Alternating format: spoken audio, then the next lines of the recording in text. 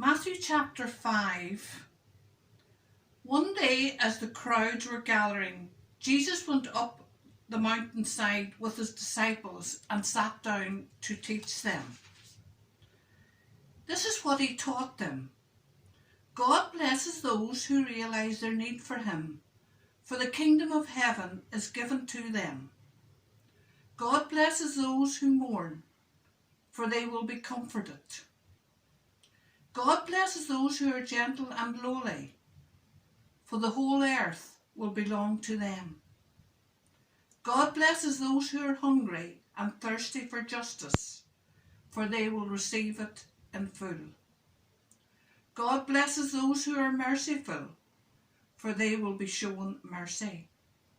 God blesses those whose hearts are pure, for they will see God.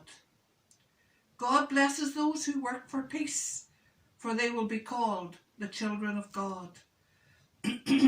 God blesses those who are persecuted, for they live for God, for the kingdom of heaven is theirs. God blesses you when you are mocked and persecuted and lied about because you are my followers. Be happy about it. Be very glad, for a reward awaits you in heaven. And remember, the ancient prophets were persecuted too. You are the salt of the earth, but what good is it if salt lost its flavour? Can you make it useful again?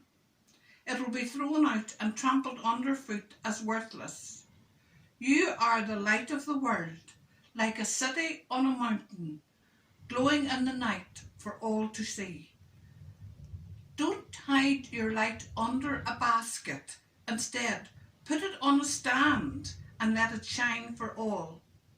In the same way, let your good deeds shine out for all to see, so that everyone will praise your heavenly Father. Don't misunderstand why I've come. I did not come to abolish the law of Moses or the writings of the prophet. No, I came to fulfill them.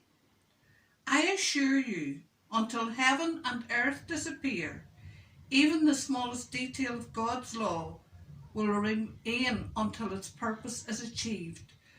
If you break the smallest commandment and teach others to do the same, you will be at least in the kingdom of heaven. But anyone who obeys God's laws and teaches them will be great in the kingdom of heaven. But I warn you, unless you obey God better than the teachers of religious law and the Pharisees do, you cannot enter the kingdom of heaven at all. You have heard that the law of Moses says, "Do not murder. If you commit murder, you are subject to judgment." But I say, if you are angry with someone, you are subject to judgment. If you call someone an idiot, you are in danger of being brought before the High Council. And if you curse someone, you're in danger of the fires of hell.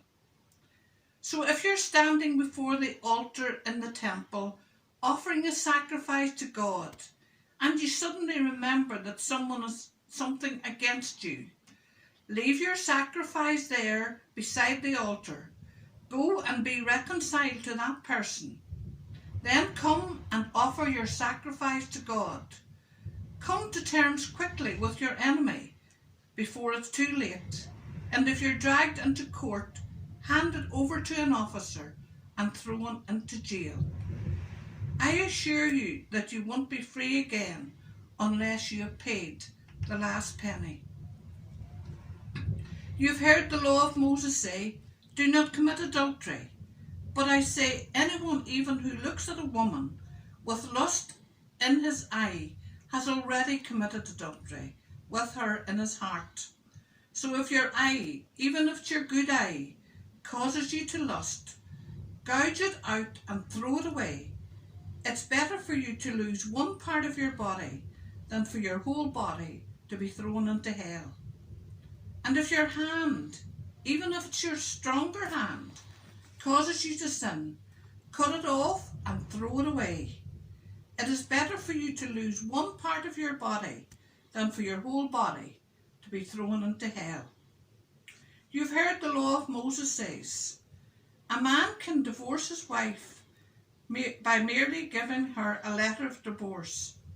But I say that a man who divorces his wife, unless she's been unfaithful, causes her to commit adultery, and anyone who marries a divorced woman commits adultery. Again, you've heard the law of Moses say, do not break your vows. You must carry out the vows you have made to the Lord. But I say, don't make any vows if you say, by heaven, it is a sacred vow, because heaven is God's throne. And if you say, by the earth, it's a sacred vow, because the earth is his footstool. And don't swear by Jerusalem, for Jerusalem is the city of the great king.